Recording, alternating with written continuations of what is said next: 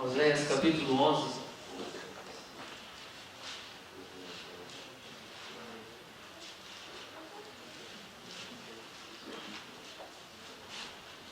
E antes disso, eu quero fazer uma prece com os irmãos. Antes de nós lermos.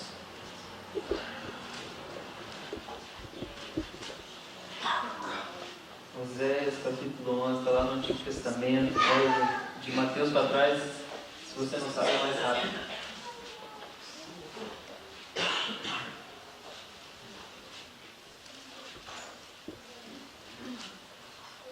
Agora que eu vi, Carmelo, que é 8 horas. Eu achei que era 5 para as 9. Na hora que você falou, você tem tanto tempo para fazer tanta coisa.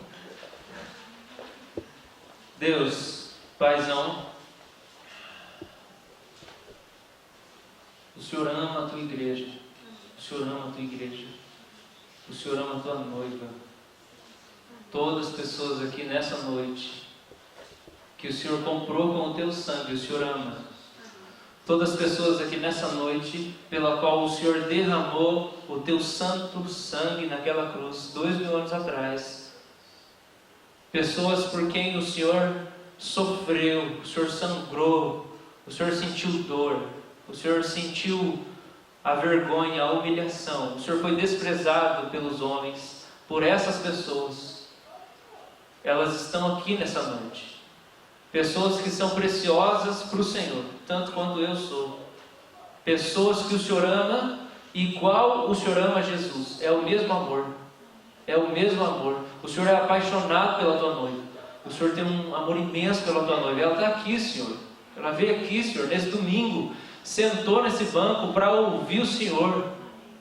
É a tua noiva, Senhor. São os teus filhos, tua família. O Senhor poderia, por favor, por gentileza, falar ao nosso coração? Pela tua bondade é que nós oramos, amém. A mensagem dessa noite, ela se chama Reaprendendo a Andar. Reaprendendo a Andar. E o texto que nós vamos ler é Oséias 11, do 1 ao 4.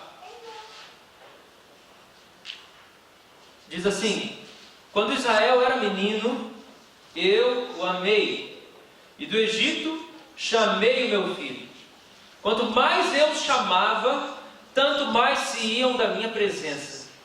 Sacrificavam a Baalins e queimavam incenso às imagens de escultura.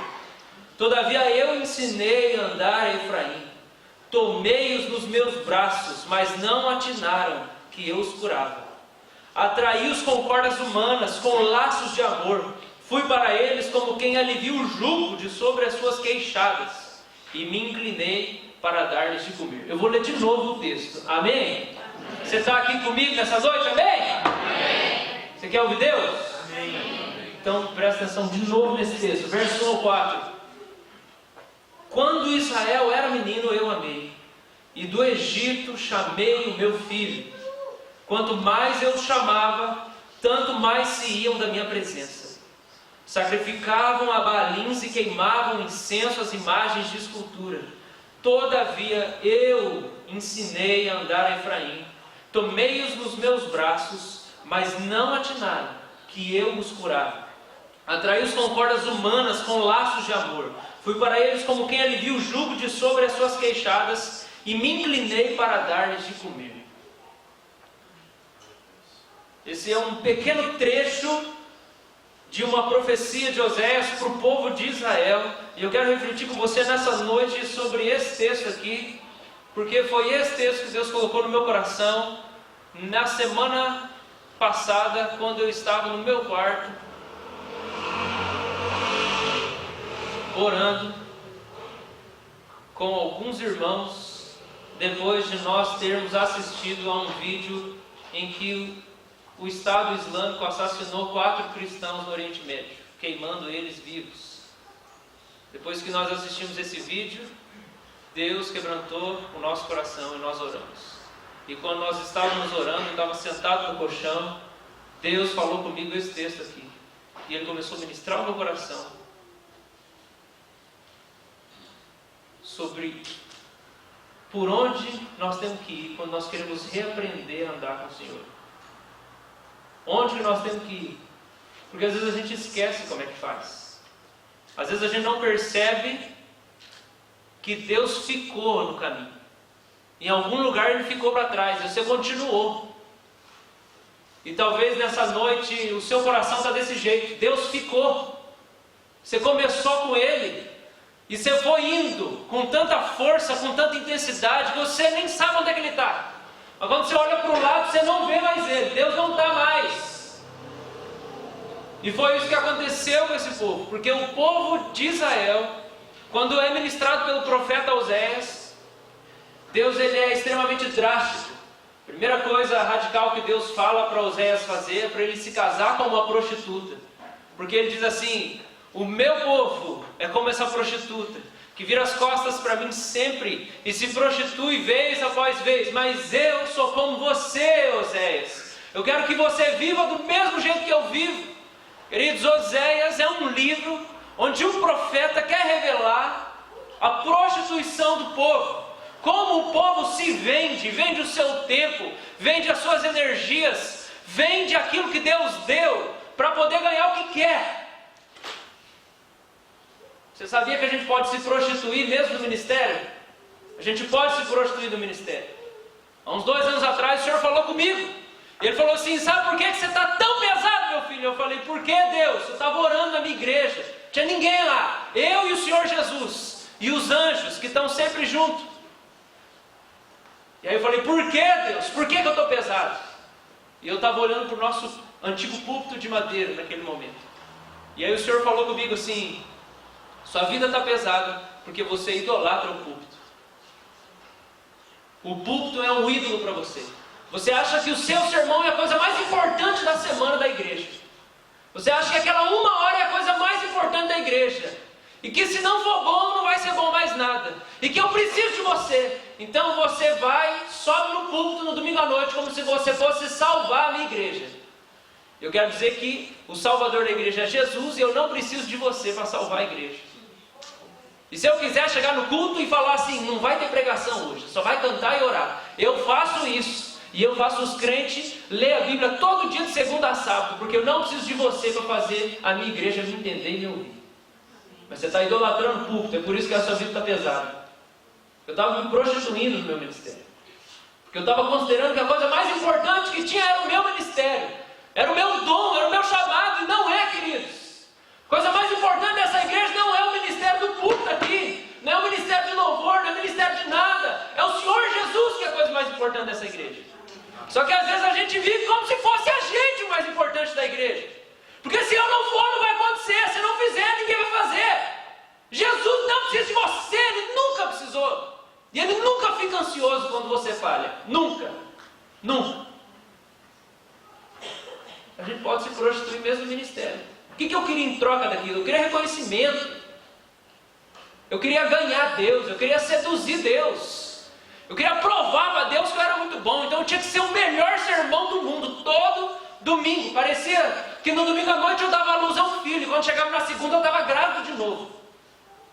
E eu passava a semana inteira com aquela barriga pesada, com dor nas costas, não conseguia dormir direito, né? Assim que fica. E aí o Senhor começou a falar no meu coração: queridos, nós podemos nos prostituir. O que eu queria com aquilo? Eu queria provar para Deus alguma coisa. Eu queria provar para a igreja que eu era bom.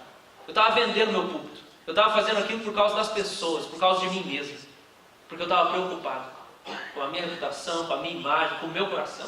Eu não estava preocupado com Deus. Eu não estava crendo em Deus, não estava confiando em Deus.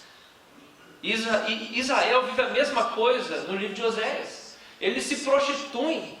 E aí Deus fala assim: ó, Oséias, você vai casar com a prostituta, porque eu quero mostrar em primeiro lugar a prostituição do meu povo. E aí Oséias casa com aquela mulher vai, trai Oséias, engravida. E aí cada filho que nasce é um nome de um pecado e de alguma coisa que Deus vai fazer. O nome é simbólico. E aí Deus fala assim: Oséias, você vai cuidar desse menino como se fosse teu. E é Deus falando assim: o povo se prostitui, e vai lá e dá à luz um negócio que não tem nada a ver comigo, mas eu vou lá e cuido do povo. Eu sou um Deus misericordioso, sou bondoso. O povo enfia os pés pelas mãos, faz coisas que eu não mandei, mas eu cuido do povo mesmo assim. Aí a esposa dele, Gomer, vai e abandona ele. E aí ela tem outro filho. Quando volta, Oséias chega a Deus, olha, essa mulher que você deu engravidou de novo, de outro cara. Aí Deus fala, você vai cuidar desse filho também. E você vai cuidando dos filhos, sabe por quê? Porque Deus é assim com a gente. A gente toma uma decisão que Deus nunca mandou a gente tomar. Aí dá uma zica. Só problema. E aí Deus fala, vem para cá, do jeito que você está aqui, eu vou cuidar de você mesmo assim. Foi você que inventou, né? Você foi procurar sarna para se coçar. Mandei você namorar com esse sujeito aí. Ele não tem nada a ver comigo. Mandei você fechar esse negócio. Isso aí não tem nada a ver comigo. Seu sócio é crente, não quer saber de nada. Como é que você está entrando nesses enrascados aí? Aí o Senhor fala assim, isso aí é filho de prostituição. Você prostituiu o teu coração e você entrou nessas enrascadas. Mas vem que eu vou cuidar. Vou cuidar da sua vida mesmo desse jeito. Porque eu sou um Deus bondoso, misericordioso. Mas acima de tudo, irmãos, quando a gente olha para o livro de Oséias, o que Deus quer ensinar para a igreja não é só a prostituição da igreja. Deus quer ensinar o amor que Ele tem pela igreja. Isso é o mais importante. Deus quer ensinar para a igreja o quanto Ele ama a igreja. E Ele está disposto a arcar com o prejuízo para poder ficar com ela. Repete comigo, fala. O meu Deus está disposto a levar prejuízo por causa de mim. O meu Deus está disposto a levar prejuízo por causa de mim. Amém? Esse é o nosso Deus. Você dá trabalho, sabia? Eu dou trabalho para Deus. Mas Ele está disposto a lidar com tudo isso. Então, às vezes, a gente está assim, ó. A gente não sabe onde é que Deus está mais. Porque a gente saiu na frente dele. E aí Deus olha para o povo aqui, no capítulo 11, e Ele vai reensinar o povo a andar. Por isso que a mensagem dessa noite é reaprendendo a andar. E quando a gente olha para esse texto, a primeira coisa que a gente vê no versículo 1 é o Senhor dizendo assim: quando Israel era menino, eu o amei, e do Egito chamei o meu filho. Então a infância de Israel são os primeiros momentos da vida de Israel, da aliança de Deus com o seu povo. A infância de Israel está no próprio versículo. O que é a infância de Israel? Está lá no versículo. É quando eles estavam no Egito. E antes até disso. Então a infância de Israel, quando Deus chega e fala assim, quando Israel era menino eu amei, Ele está querendo dizer que na infância Israel já estava separada para ser uma bênção suprema para todas as pessoas à volta dela. Assim como você, antes de nascer, antes de crescer, antes de virar alguém, de ter consciência das decisões, já havia sido separado por Deus para cumprir o propósito dele de abençoar as pessoas por onde você fosse. Na infância Deus chamou, antes de você poder escolher Deus. E isso inclui passar pelo Egito, como o versículo 1 fala. E quando a gente olha para a Bíblia, lá em Êxodo 4, você não precisa abrir, fala assim que o faraó, o próprio faraó, chamou Israel de primogênito de Deus. Faraó chamou o povo hebreu de primogênito de Deus. Então, o filhinho de Deus. Deus pega o povo, leva para o Egito para se refugiar no Egito, porque teve uma fome, lembra de José do Egito? Teve uma fome geral. Então o que Deus vai fazer? Vai levar o povo através de José para o Egito para ser suprido em todas as suas necessidades. Então Deus provê através do Egito. Mas logo depois que Deus provê através do Egito, o povo de Israel se refugia no Egito. A providência de Deus leva eles para serem cuidados no Egito no tempo de fome. O povo é o quê? Escravizado. E o povo é massacrado pela morte dos bebês primogênitos, que aí a gente sabe que Moisés é colocado no cestinho, e aí ele vai parar lá no palácio de Faraó. Então o que significa Egito para nós, querido? Egito significa um lugar de provisão, um lugar de escravidão e um lugar de massacre. Por quê? Porque o coração do povo se esqueceu do Senhor. O coração do povo de Israel se esqueceu do Senhor. E o lugar de provisão se tornou um lugar de escravidão. E quando Deus vira e fala assim, você está precisando reaprender a andar, vamos voltar lá no começo. Quando você era um menino ainda, Israel, eu amei você. Quando você estava lá no Egito, eu te chamei para ser meu filho. Queridos, na infância, quando o texto está falando na infância, é do período entre Abraão e Moisés, quando o povo ainda era pequeno. Porque depois no tempo de Moisés, o povo se multiplicou tanto que o faraó começa a matar. Então eles eram pequenininhos. Então eles eram como crianças. Mas aí o lugar de provisão se tornou lugar de escravidão. Assim como aconteceu com a minha vida. Eu posso dizer que Mandaguari para mim é o lugar onde Deus me chamou. Mas é um lugar onde Deus providenciou muita coisa para mim. Deus me amou aqui em Mandaguari. Deus me amou aqui nessa igreja. Em 93, meus pais decidiram firmemente seguir o Senhor Jesus. E eu vim porque eu tinha 3 anos. E não dava para dizer não, né? Então, dancei no Shekinah. Cantei no louvor aqui. Fiz presepado. Fiz coisas que não devia fazer. Bagunçar. Apanhei bastante do meu pai e da minha mãe. Graças a Deus. Fala amém, meu irmão. Amém. Eu lembro uma vez que a gente estava lá no Paudário, sei lá o que estava tendo lá, e aí discutindo, não sei se foi com meu pai, estava chateado, e eu saí andando no meio do mato, acho que eu fui lá perto da pedra lá, e o Carmito foi lá atrás de mim, eu estava sentado na ponte, o Carmito foi lá atrás de mim, eu nem lembro o que nós conversamos, mas ele foi perguntar se estava tudo bem comigo. Deus estava cuidando de mim. Mandaguari foi um lugar de provisão. Eu sou muito grato a essa igreja aqui, porque aqui, eu não conheci Jesus aqui. Eu só fui me converter depois que eu fui embora daqui, mas os meus pais conheceram Jesus aqui. E eu glorifico a Deus por isso, porque eles me ensinaram a andar no caminho do Senhor. E hoje eles estão colhendo alguns frutos daquilo que eles fizeram comigo. Estão lá na igreja, junto comigo, em Curitiba. Meu pai é presbítero, minha mãe está lá, dando estudo para as mulheres, discipulando as mulheres. Meu irmão está lá também, Suzana está lá também. Eles estão colhendo aquilo que essa igreja que semeou junto com eles. Mas ao mesmo tempo, Mandaguari, essa igreja aqui também foi um lugar de escravidão para mim, porque aqui eu me entreguei para o pecado. Aqui toda a minha natureza pecaminosa veio à tona. Aqui eu fiz bagunça. Aqui eu enchi a cara pela primeira vez, eu acho. Talvez não foi a primeira, mas começou. Aqui eu abri mão dos princípios de pureza que a minha família me ensinou. Nesse lugar, que nessa cidade eu estou falando, nessa cidade, o lugar onde Deus decidiu que a sua provisão se tornou um lugar de escravidão. Eu vivi pecado nesse lugar aqui. Mas mesmo no tempo que eu vivia pecado, Deus me amou. E quando Deus quer fazer a gente reaprender a andar, queridos, Ele precisa fazer a gente voltar no tempo um pouco. Então Deus começa a falar assim: lembra quando você era pequenininho, Israel? Lá no Egito, você era pequeno, você era escravo, eu te amei. Queridos, para a gente reaprender a andar, a gente precisa conhecer 3 coisas. E a primeira coisa que a gente precisa conhecer é o coração de Deus. E Deus aqui está fazendo isso, Ele está falando: lembra do meu coração, eu te amei, eu te amo.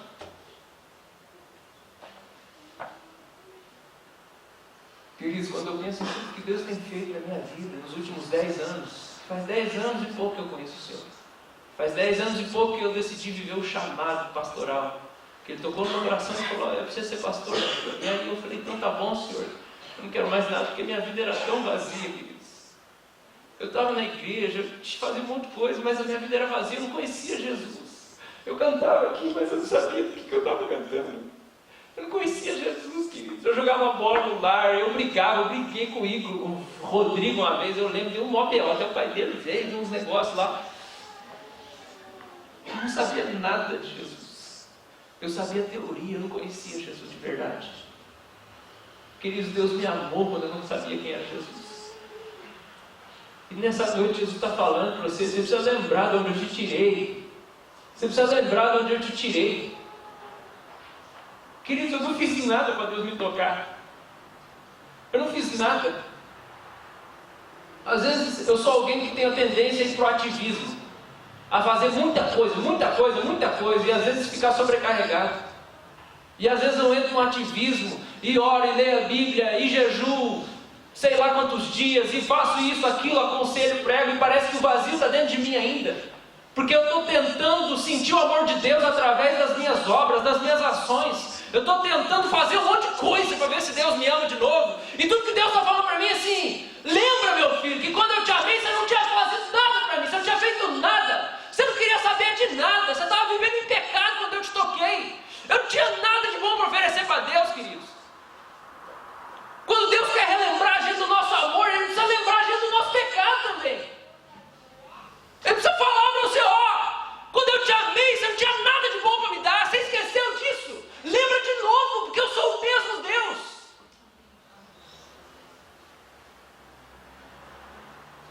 Deus está querendo revelar o coração dele para você de novo.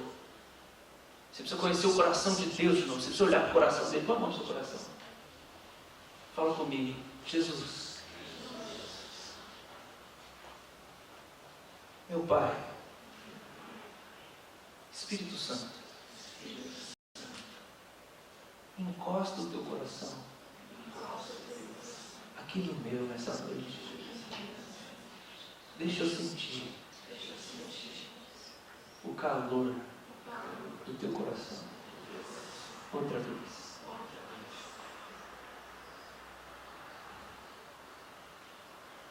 Queridos, nós temos que lembrar do coração de Deus. Ele quer chamar a atenção de todo o povo para si mesmo. Ele está mencionando a si mesmo. Nesse momento, nesse texto, Deus está falando: olha para mim. Quando você vivia desse jeito, eu fui até você, eu atraí o seu coração. Deus nos ama quando não temos nada para oferecer.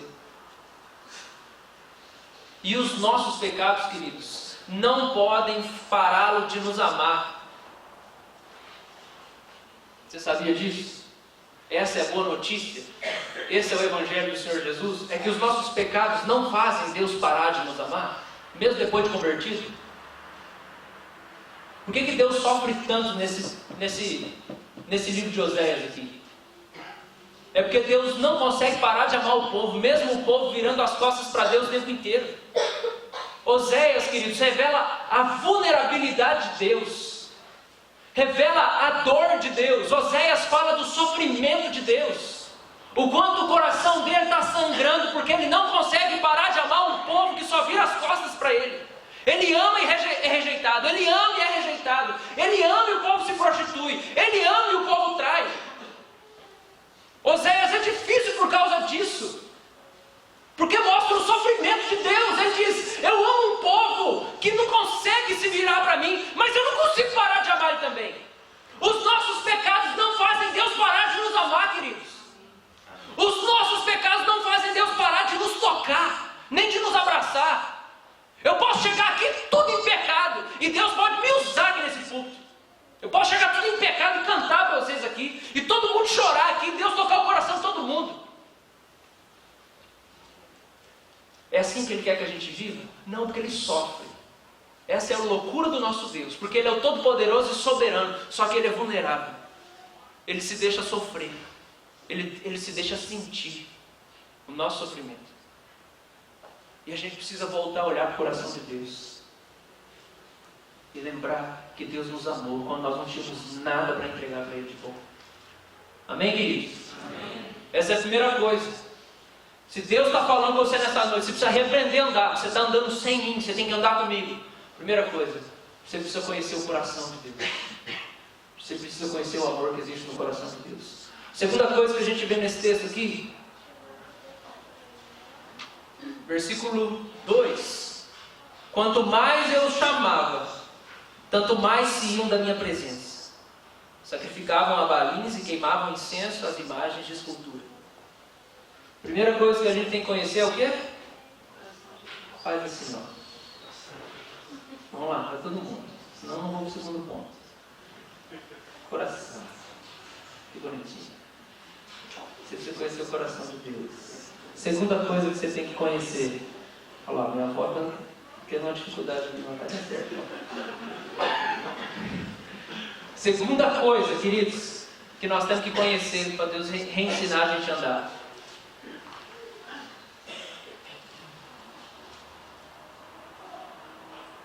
Nós temos que conhecer a boca de Deus.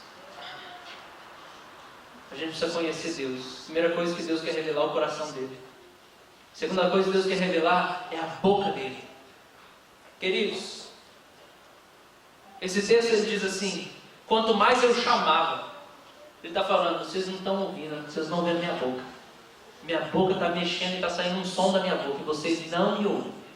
Quanto mais eu chamo, mais longe vocês vão de mim. Mas o que está acontecendo? Talvez está ouvindo o som, mas não está entendendo o que o som significa. Porque imagina só, que você bateu o carro do seu pai, igual eu já fiz. Você bateu o carro do seu pai e você estava errado, você foi fazer graça, igual eu já fiz também. E aí você chega em casa, aí não é mais a história, é outra história. Aí você chega em casa e aí você estaciona o carro na garagem, ele está com aquele batidão lá. E aí você, se tranca no quarto. Na hora que o seu pai chega, você ouve a voz dele. Ele passou pela garagem, que a porta era do lado, ele viu aquele batidão, sabia que você tinha dirigido, e ele entra e começa a chamar o seu nome. Você não quer nem saber o que ele está falando. Mas só de ouvir a voz dele, você tranca a porta mais uma vez. Você dá 5 giros na chave. Você tranca de novo. Você põe um armário na frente da porta. Interessa o que ele está falando, queridos? Você não quer nem saber o que ele está falando. O que Deus está falando aqui é o seguinte: vocês não vão ouvir o que eu estou falando. Você até ouve minha voz, mas quando você ouve minha voz, você sai correndo. Eu não vou arregaçar vocês. Eu amo vocês. Não vou matar ninguém. Porque Deus está abrindo a boca dele e erguendo a voz para poder falar: vem para mim. Está tudo bem. Está tudo tranquilo. Eu sei quem você é. Eu sei tudo o que você fez. Eu conheço teus pecados. Eu conheço a podreira da sua história. Eu conheço teu passado. Mas você ouve a voz de Deus, você foge. Você não vai para perto, você vai para longe. A gente precisa conhecer a boca de Deus. Por que a gente tem que conhecer a boca de Deus? O que aconteceu com Adão quando Deus revelou a boca dele para Adão? O que aconteceu? Fôlego de vida. Primeira vez que Deus revela a boca dele para Adão, fôlego de vida. Deus põe a boca no nariz de Adão e sopra. Fôlego de vida, ele se torna alma vivente. Quando a gente conhece a boca de Deus, a gente é cheio de vida. Agora, quando a gente não conhece o coração de Deus e tem um encontro com a boca dele, o que acontece? Fora para morrer. Adão, cadê você, Adão? Eu estou te procurando aqui. O que acontece? Esconde. Senhor, nós estamos escondidos porque nós estamos pelados. Quem falou que vocês estavam pelados? Eu nunca falei isso para vocês, eu que fiz, sei de tudo. Eu vi, todo dia vi vocês pelados, mas nunca falei isso. Quando a gente não conhece o coração de Deus, a gente não quer nem ouvir o que Ele tem para dizer para nós, queridos. É por isso que para a gente repreender andar com Deus, a gente precisa saber em primeiro lugar que Ele está nos amando onde quer que nós estejamos. Amém. E quando a gente sabe disso, a gente precisa conhecer a boca dele. Eu tenho um amigo lá em Curitiba que ele é surdo. Ele é surdo mudo. Mas você consegue conversar com ele, porque ele estudou numa escola em que ensinava mudos a falarem. Então ele fala, é um pouco diferente, não é igual a nossa voz, mas você entende o que ele fala. Mas ele não ouve som.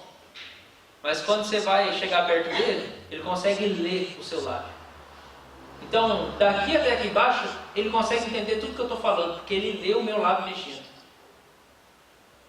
Queridos, se a gente só se posicionar debaixo da boca de Deus, para ver a boca dele mexendo, já vai ajudar de algum jeito. Deus quer revelar a boca dele para nós, queridos. Deus tem algo para te dizer nessa noite. Amém? Deus tem algo para te dizer nessa noite. E quando a gente olha para esse texto, Deus fala assim: eu estava chamando vocês para virem para perto de mim. Mas quanto mais eu chamava, vocês iam para longe. A gente não estava entendendo o que Deus estava querendo com a gente quando Ele nos chamava. Porque Deus nos chama, queridos. Deus nos chama para aquilo que Paulo escreve em Romanos 1,6. Você pode abrir lá? Romanos 1,6. Guarda o seu dedo aí em Oséias 11, mas vai para Romanos 1,6.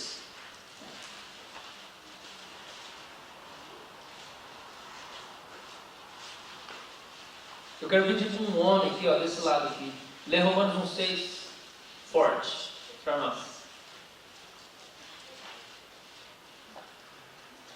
Vamos lá, meu filho, manifesta aí. De cujo o número sois também vós, chamado para serdes de Jesus Cristo. Você acha que Deus muda de ideia? Deus não muda de ideia, né, irmãos? Deus sabe o que Ele quer. E desde toda a eternidade, Deus quer a mesma coisa. Sabe o que Deus quer? Nos chamar. E para que Deus nos chama? É para a mesma coisa que Ele chama no Novo Testamento. Mesma coisa que Ele chama no Novo é a coisa que Ele chama no Antigo. Lê de novo o verso para nós, querido. De cujo número sois também vós, chamado para serdes de Jesus Cristo. Quando Deus está chamando a gente, Ele está chamando a gente para ser de Jesus. E o que significa ser chamado para ser de Jesus? Significa que Deus já viu que nós somos tudo fracassado e derrotado.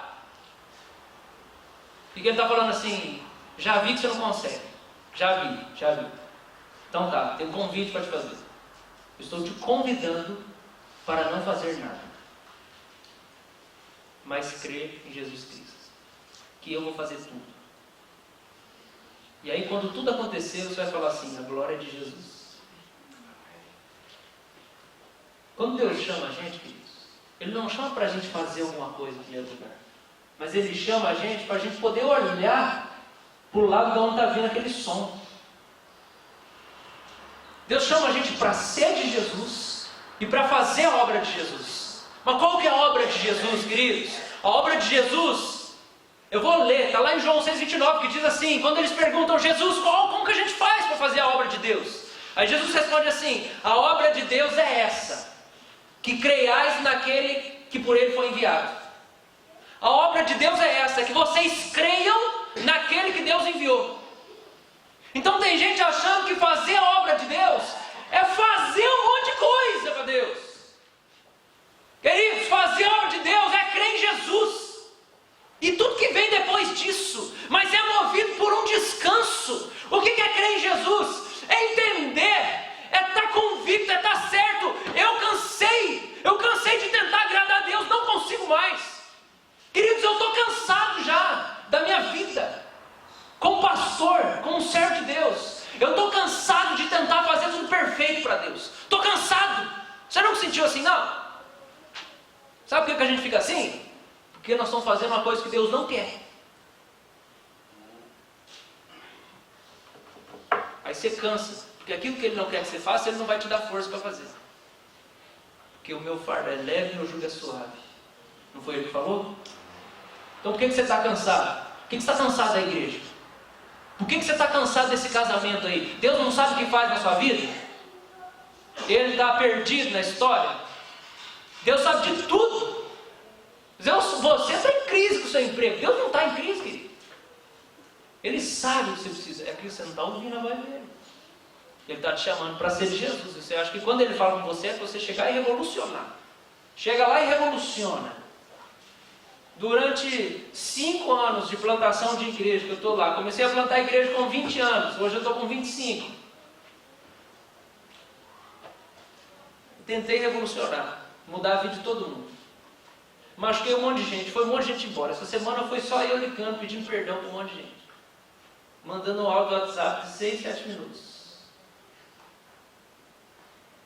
Porque quando eu tentei revolucionar alguma coisa, quando eu tentei fazer alguma coisa aconteceu, deu tudo errado. E quando eu consegui ouvir o Senhor me chamando, falando assim, filho, só lembra que você é de Jesus. E porque você é de Jesus, eu amo você. E porque eu amo você, eu vou fazer tudo. Para de tentar fazer as coisas, filho, na força do seu braço. Você não consegue, filho. É por isso que você está cansado e que você está cansando os outros, filho. Filho, me escuta, a obra é minha, sou eu que vou fazer. E nós ficamos pensando, eu tenho que fazer um negócio. Se eu não orar hoje, Deus não vai abençoar. Se eu não ler a Bíblia, Deus não vai abençoar. Se eu não jejuar, se eu não for no culto, se eu não. Como se toda a nossa devoção fizesse Deus fazer alguma coisa na nossa vida.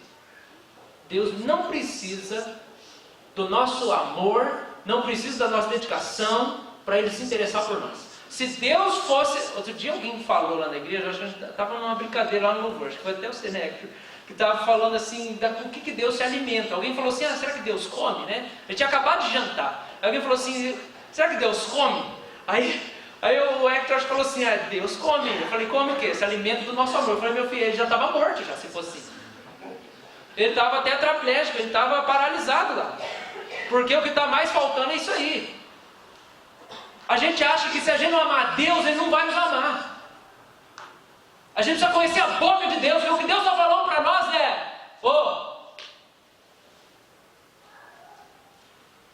eu sou o alfa e o ômega, eu sou o princípio e fim, eu sou o todo-poderoso, eu me entreguei por você, e não foi só para te salvar, mas é para fazer tudo na sua vida. Quem vai te santificar é o meu Espírito, quem tem os sonhos para você sou eu, quem tem resposta para as crises que você está vendo sou eu que tenho tudo que você precisa. Se a gente aprender a ficar quieto, nós vamos viver descansados e vamos viver o que Deus tem para nós. Nós estamos afoitos tentando revolucionar nossa casa, a igreja. Nós temos que ouvir o que Deus está dizendo. Nós somos chamados por Deus para sermos de Jesus. Mas parece que quanto mais Deus chama a gente, mais a gente fica tentando fazer coisa. E Deus está falando, você não precisa fazer nada para eu te chamar. Fica quieto, me escuta. E aí o texto fala, quanto mais eu chamava, mais eles sacrificavam aos balins e queimavam incenso às imagens de escultura. Quando eu olho para a minha vida, eu vejo que durante um bom tempo a minha caminhada foi desse jeito. Foi desse jeito. Eu não parava de me mexer. Eu não parava de tentar mudar tudo. Eu não parava de tentar me mudar, de tentar mudar as pessoas, ou de mudar minha família, ou de mudar a minha igreja. Eu ficava mudando de ídolo em ídolo. Aí eu pensava assim, o que será que eu tenho que fazer para o negócio mudar? Aí eu pensava, já sei, eu tenho que ler um monte de Bíblia, então eu vou ler vários capítulos por dia. Aí não adiantava nada. Aí eu pensava, não, agora eu descobri. Eu tenho que jejuar um monte. Fiz um jejum ano passado, irmãos, 14 dias sem comer. Você acha que adiantou alguma coisa? Adiantou um monte de coisa. Mas eu não consegui manipular Deus. Aí depois, não, eu já sei, eu tenho que orar 20 mil horas por dia, então eu vou orar. Já sei, eu tenho que fazer 100 visitas no dia, então eu vou fazer 100 visitas no dia. Eu tenho que acordar às 4, dormir às 9 da noite. O problema está comigo. Quantas vezes você não falou isso? Deus não está fazendo as coisas na minha vida porque eu não estou fazendo os negócios que era para fazer. Isso é legalismo, negão. Religião. Deus está te chamando para dizer assim, Jesus está em você, só fica quietinho e deixa eu fazer. Nós estamos tentando seduzir Deus, queridos. Esse não é o Evangelho. Eu estou cansado do meu legalismo. Eu estou cansado de ficar me mexendo. Quando Deus está nos chamando, Ele está falando, deixa que eu vou até você. Deixa que eu vou até você. Você não sabe chegar. Deixa que eu vou até você. Aquietai-vos de saber que eu sou Deus, diz o Salmo. Eu cansei do meu legalismo. Eu cansei de ter orgulho das minhas obras. Eu quero ser livre, queridos. Eu não quero achar que Deus depende de mim para mudar a vida da minha igreja, porque é mentira. Deus não depende da minha devoção, nem da sua devoção. Amém, igreja? Amém. Isaías fala que os nossos atos de justiça são como um trapo de imundícia. Se nós estamos tentando seduzir Deus, nós não estamos ouvindo o que Ele está falando. Quanto mais Ele fala, mais nós corremos para longe dEle. Ele está falando assim, para, fica quieto e me escuta. Crê, eu vou dizer, eu vou fazer. Fica quieto, na hora que o Senhor ouve Deus, fala assim, não, também eu já sei o que o Senhor quer que eu faça, eu já vou fazer os negócios aqui.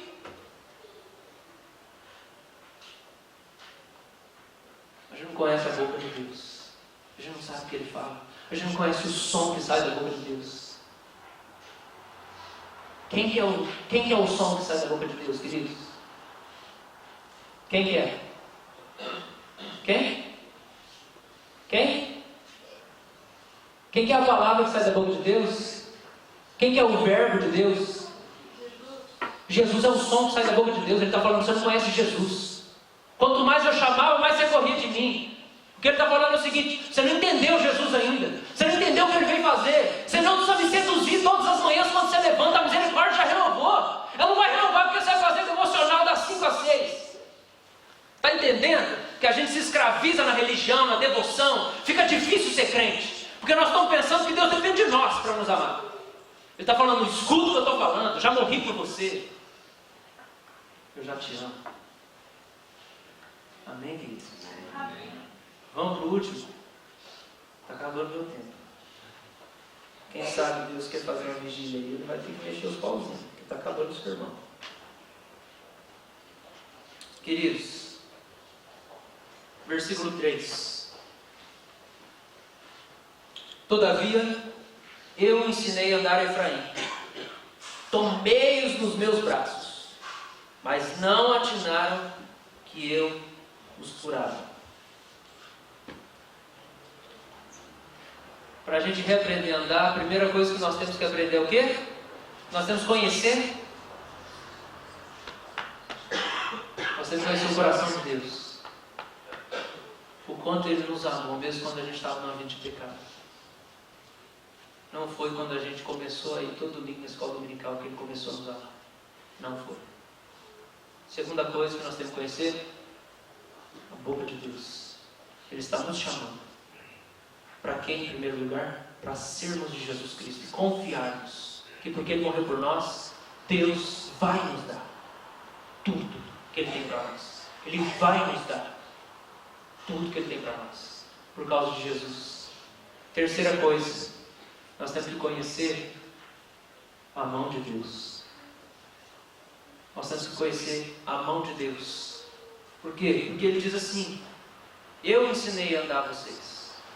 E como você ensina um neném a andar, queridos? Você vê, né? Ele agarra no seu dedo como se fosse a coisa mais segura do planeta. Ele agarra no seu dedo, não um dedo, só um dedo, né? E aí você vem puxando, então vem, filho, então vem, então vem. E aí vai vindo. O que Deus está falando é: eu ensinei a andar a Efraim. E aí depois que ensinou a andar, então o pai vem, faz o trajeto, o filho vem caminhando. Aí ele tira a mão. Aí o filho começa a andar sozinho.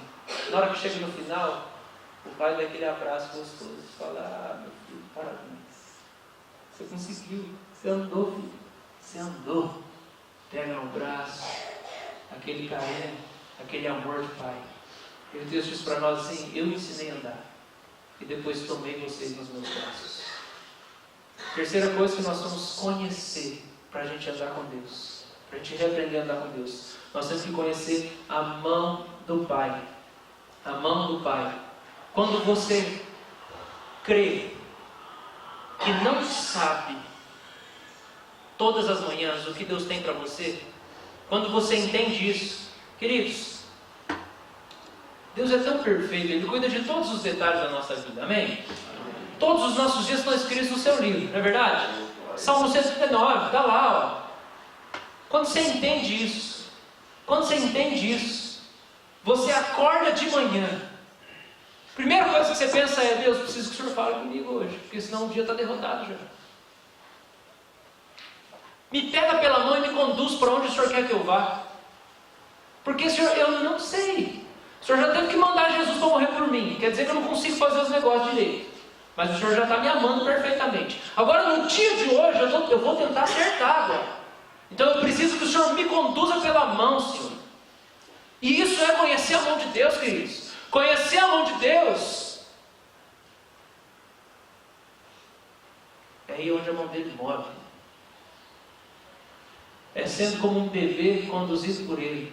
E quando a mão dele fala: vem para cá, você vem. E se a mão dele mexe para cá, você vai virar para a esquerda. E se a mão dele mexe para cá, você vai virar para a direita. Conhecer a mão de Deus, quando a gente vê no Antigo Testamento, muitas vezes é falado que a mão de Deus veio sobre o profeta. A mão de Deus veio sobre mim. Ezequiel fala isso. Jeremias fala disso. A mão de Deus veio. Isso é uma menção de uma maneira figurada à terceira pessoa da Trindade, que é o Espírito Santo de Deus. Conhecer a mão de Deus é conhecer o poder de Deus, é conhecer o Espírito Santo de Deus.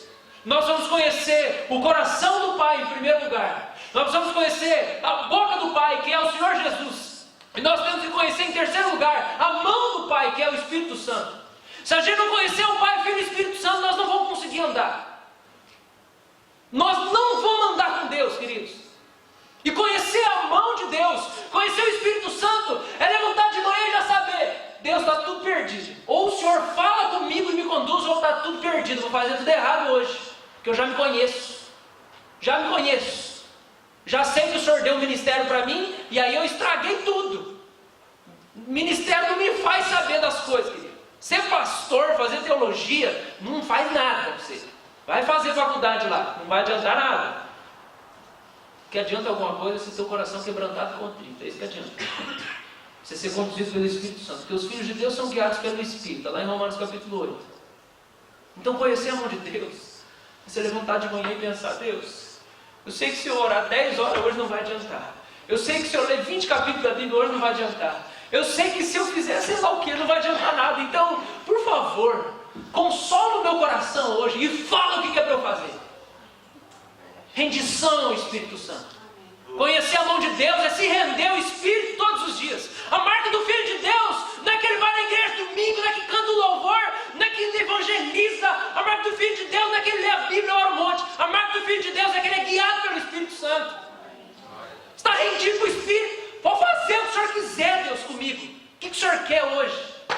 Domingo passado eu tive uma experiência doida. Por quê? Nós somos neuróticos, pastor neurótico, você sabe. Preciso de ajuda. Milagre. E aí eu estava lá, eu ia pregar na igreja batista domingo passado, meu amigo, que estava viajando para a Coreia para conhecer as igrejas de milhares, de milhões de membros lá. Ele falou, você pode quebrar um galho para mim? Pega lá, você é uma bênção, você é meu amigo. Pode deixar, eu prego lá, tem que honrar esse cara, o cara serve de Deus. Fui pregar na igreja dele, o Hector estava comigo. Me veio no coração, no sábado, uma pregação que eu fiz na minha igreja. E pensei, essa pregação, então eu acho que é essa pregação que... Eu estava chorando como ovelha minha. Porque nós estamos tendo muita dificuldade no meu relacionamento, eu e essa ovelha. E eu sou apaixonado por essa ovelha. Sou apaixonado por essa ovelha. E sábado à noite nós abraçamos e choramos juntos. Deus restaura o nosso relacionamento.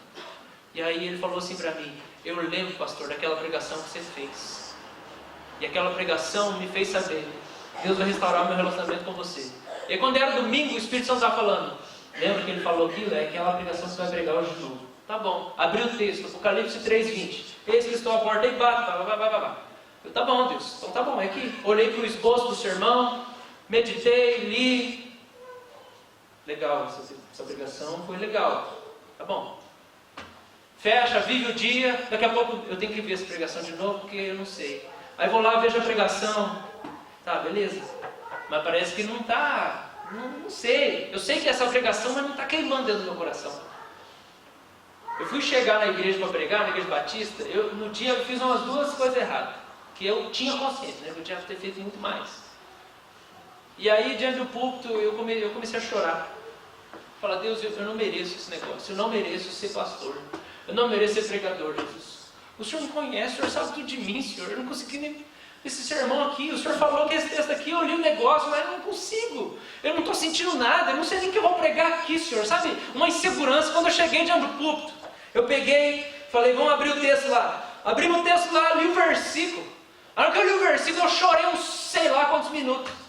E eu chorei de soluçar, queridos. Porque o meu sentimento é de total impotência diante de Deus, diante da igreja. Sabendo que, Deus, eu não consigo fazer o que o Senhor está me chamando para fazer. Eu preciso do Senhor na minha vida. E eu chorei diante daquela igreja. E preguei um sermão que eu acho que foi um dos mais lindos da minha vida. Mas, isso foi eu que achei, né? Como que eu comecei a pregar aquilo? Eu não sabia o que eu ia falar até a hora que eu falava. Mas como que eu estou acostumado a pregar? Eu estou acostumado a ter tudo preparadinho para a hora. Já sei qual que é o ponto, a citação, o versículo, aquilo. E o Espírito Santo decidiu que não ia ser daquele jeito. Que eu não ia nem saber o que eu ia falar. Então, às vezes, nós estamos usando de muleta a nossa excelência. A gente faz um negócio com excelência para Deus. E pensa, vai dar tudo certo. Olha como eu fiz tudo certo. A gente confia nas obras das nossas mãos. Nós confiamos nas obras das nossas mãos. E não é só ministério. É dentro de casa, é aqui, é no emprego, naquilo outro. Quando sai alguma coisa errada, você vai culpar Deus. Deus, por que esse negócio está dando errado na minha vida? Eu fiz tudo direitinho. Isso é pecado, irmão. Isso é justiça própria. Você é um pecador. Não é mais pecador, você é santo. Mas você peca. Você não pode confiar. Não, fiz tudo certinho. Deus faz o que Ele quiser. A gente tem que deixar o Espírito Santo nos conduzir. Ele sobe para onde Ele quer. Conhecer a mão de Deus é depender do Espírito Santo. É acordar e você até traçou o dia na sua mente. Só que está aqui, Deus está aqui. Se o Senhor quiser mudar, o Senhor muda. Eu vou fazer o que o Senhor quiser. Mas conhecer a mão de Deus, queridos, como diz o texto no verso 3, também é. Na última parte diz assim, mas não atinavam que eu os curava. Eu os curava. A mesma mão que nos conduz para andar, o próprio Espírito que nos conduz para viver a obediência, tem um furo dentro dessa mão. Tem um furo dentro dessa mão, que nos lembra que pelas suas pisaduras fomos sarados. É quando nós deixamos a mão do Senhor nos conduzir, é que o furo daquela mão cura o nosso coração. A gente prova da cura de Deus na nossa vida quando a gente vive em obediência. Porque a gente está indo para o lugar que Ele está falando. E aí Deus vai curando nosso coração. O próprio Espírito que nos guia dia e noite é o Espírito que cura a nossa alma. Eu vivi machucado com a minha igreja uns 2, 3 anos. Eu estava com raiva de algumas pessoas. E eu tinha pavio curto, brigava com todo mundo. Esse povo que está aqui é tudo milagre. Eu não sei porque que eles estão aqui. Porque o tanto de vezes que eu já briguei com eles, e tanto de vezes que eu já tive que pedir perdão, e o tanto de vezes que eu não conseguia pedir perdão, porque eu não achava que eu estava errado, e eles me toleram, e eles oram por mim, e eles me abençoam, e eles estão aqui comigo. Mas Jesus começou a curar meu coração, queridos. Porque quando a gente ouve a voz do Espírito Santo, nós vamos por onde o Espírito diz, Ele cura a nossa alma. Deus começou a tirar a cólera de dentro de mim. Eu estava amargurado com as pessoas. E Deus começou a aliviar o meu peso. Eu comecei a ficar feliz de novo. Nesse mês passado, teve 2 dias seguidos que foram muito especiais. Uma sexta e um sábado. Eu não sabia mais o que era comunhão, querido. Eu não sabia o que era ficar feliz com a igreja. De sair, dar risada, me alegrar e brincar com todo mundo. Deus me deu isso porque Ele está curando meu coração. Mas nós temos que ir para onde Deus está falando, mesmo que seja um lugar esquisito. Amém? Deixa a mão de Deus te guiar. Você acabou o culto e falou assim, você vai lá para a igreja católica. A hora que acabar o culto, vai para a igreja católica agora. Vai pegar o final da missa lá. Faz o que Ele manda. Então, agora você vai chegar, você saiu do culto e Deus vai falar assim, você vai ficar lá debaixo daquele poste de luz até as 11h20. Ele faz o que Ele manda você fazer. Nem que o negócio não tenha sentido. Claro que não tem sentido. Você não é Deus, então você não entende as coisas que Ele fala. Os caminhos dele são mais elevados. Obedece. Amém? Tem um missionário americano que viveu em Curitiba e ele foi para o Recife. E eu e algumas pessoas da igreja fizemos alguns trabalhos de evangelismo com ele. E era um trabalho de evangelismo com os travestis lá em Curitiba, as prostitutas, na noite. A gente ia, evangelizava, orava, tinha um tempo com eles lá. E esse missionário americano se mudou para o Recife para trabalhar com crianças que são usadas como escravas sexuais. Crianças que são prostituídas. E ele disse que... E eles têm um encontro semanal na praça, onde as crianças se prostituem. Eles chegam lá, tira a viola do saco, começa a fazer um louvor e dá uma palavra e faz brincadeira com as crianças, papel, gigiceira, dá comida. E a igreja deles é essa, eles falam, é a igreja na rua. A gente vai na praça e vai lá e abençoa as crianças. E aí ele disse que ele estava lá em Recife e de repente ele teve uma visão. E na visão que ele teve, Jesus estava do lado dele. E Jesus passava a mão assim. E é como se ele estivesse aqui, Jesus do lado dele, e vocês fossem as crianças. E Jesus passava a mão diante dos olhos dele. E a mão de Jesus tinha um furo no meio. E quando ele olhava por dentro desse furo, aquelas crianças eram médicos, pastores, advogados, engenheiros. Gente adulta, bem-sucedida, abençoada pelo Senhor. E aí Jesus falou para ele assim, é assim que eu vejo essas crianças. É através das feridas dele que nós somos sarados. Quando nós deixamos a mão dele nos conduzir, nós vemos a cura na nossa vida, queridos. Glória a Deus. Você não tem expectativa para a sua vida? Você não tem esperança para você? Ele tem. Você acha que você nunca vai deixar de ser desse jeito? Ele sabe que Ele pode, com a mão poderosa dele, mudar a sua vida, virar de ponta cabeça. Que eles não queriam saber nada desse negócio que te pregaram, não queria saber disso aqui, ó. Eu odiava, ainda mais quando meus pais faziam dançar no Shekinah. Mas que coisa ridícula. Eu gostava de rock pesado. Aí minha mãe, vai lá meu filho, dança na igreja, mexe as mãozinhas lá, aquelas músicas, não sei o quê. Aí dança no Natal, vai não sei que cidade, dança na igreja lá não sei aonde. Eu falava, mas que coisa macafona, odeio esses negócios. Não queria nem ir para a igreja. Uma vez eu falei, mãe, quero voltar para a igreja católica. Minha mãe vai me dar desespero, uma briga para sair. Por que eu estou aqui, queridos? Por causa da mão de Deus. Deus pode te levar para lugares que você nunca imaginou que Ele ia te levar. Você precisa começar a ter mais expectativa em relação a você. Não o seu potencial, mas o que Deus vai fazer na sua vida. Porque tem uma aliança com você. Você acha que Deus não consegue fazer o que Ele quer? Você precisa começar a sonhar. E quando a gente está sendo curado por Deus, o negócio que acontece é que a gente volta a sonhar. A gente quer se envolver, a gente quer servir, a gente quer morrer no campo missionário apedrejado como um mártir. Porque Deus curou o nosso coração e nós estamos querendo amar. Queridos, para a gente encerrar, quando a gente lê o versículo 4, versículo 4 está escrito assim: atraí-os com cordas humanas, com laços de amor. Fui para eles como quem alivia o jugo, e sobre as suas queixadas, e me inclinei para dar-lhes de comer.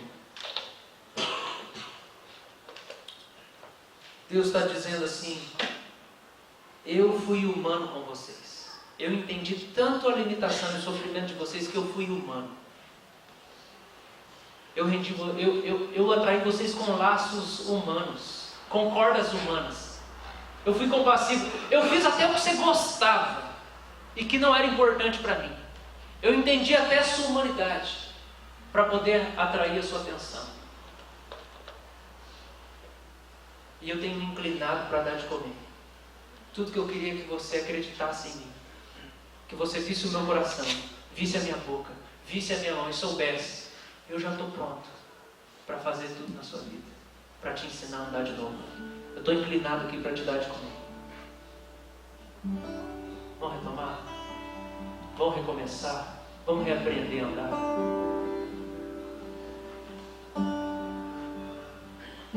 Queridos, o livro de Oséias tem como principal acusação que o pecado de Israel, longe de brotar da ignorância ou das dificuldades, na verdade o pecado de Israel é uma resposta à bondade de Deus. Essa é a grande crise de Deus com o povo, porque ele está dizendo assim: vocês já me conhecem.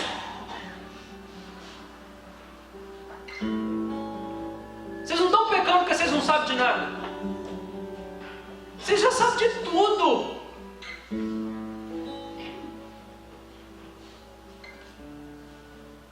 Queria ler o versículo 5 com vocês. Não voltarão para a terra do Egito, mas o assírio será o seu rei. Por quê? Recusam converter-se. Olha o versículo 7. Porque o meu povo é inclinado a desviar-se de mim. Se é concitado a dirigir-se acima, ninguém faz. Então se eu toco o coração deles para eles me buscarem, mesmo assim eles não buscam. Quando eu não toco, eles não buscam. E quando eu toco, eles não buscam também. Olha o versículo 8. Como te deixaria? Como te deixaria a igreja presbiteriana de Mandaguari? Como te deixaria? Como te entregaria Israel? Como te faria como Admar? Como fazer-te um Zeboim? O meu coração está comovido dentro de mim, e as minhas compaixões a uma se acendem. Capítulo 13, versículo 1 ao versículo 4. Quando falava Efraim, havia tremor.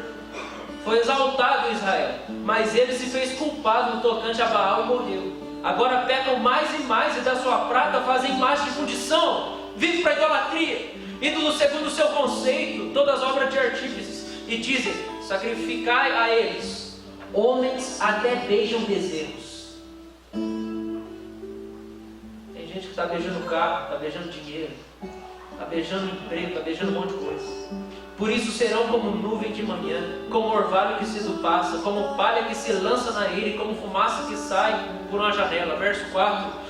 Todavia, eu sou o Senhor teu Deus, desde a terra do Egito, quando vocês eram escravos de pecado. Portanto, não conhecerás outro Deus além de mim, porque não há Salvador senão eu. Versículo 9. A tua ruína, ó Israel, vem de ti, e só de mim o teu socorro.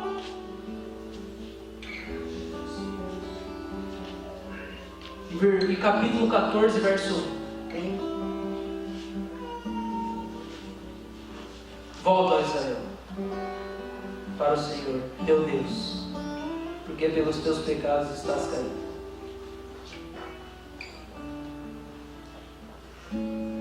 Nessa noite, queridos, eu creio que é isso que Deus está falando aqui.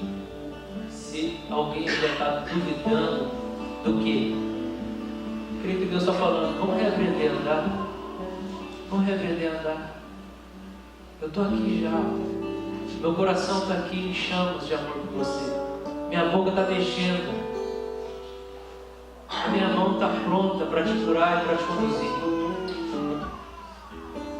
Deus está querendo se revelar para nós nessa noite, igreja. O Pai, o Filho e o Espírito Santo. O coração do Pai, a palavra que é o Filho e a mão de Deus que é o Espírito, estão querendo se revelar para nós nessa noite.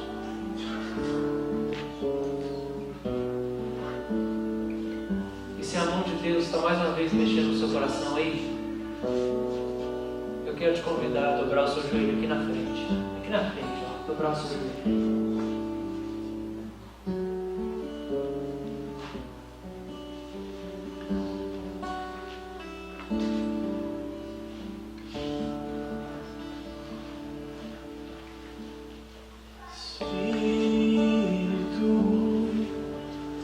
Enche a minha vida, enche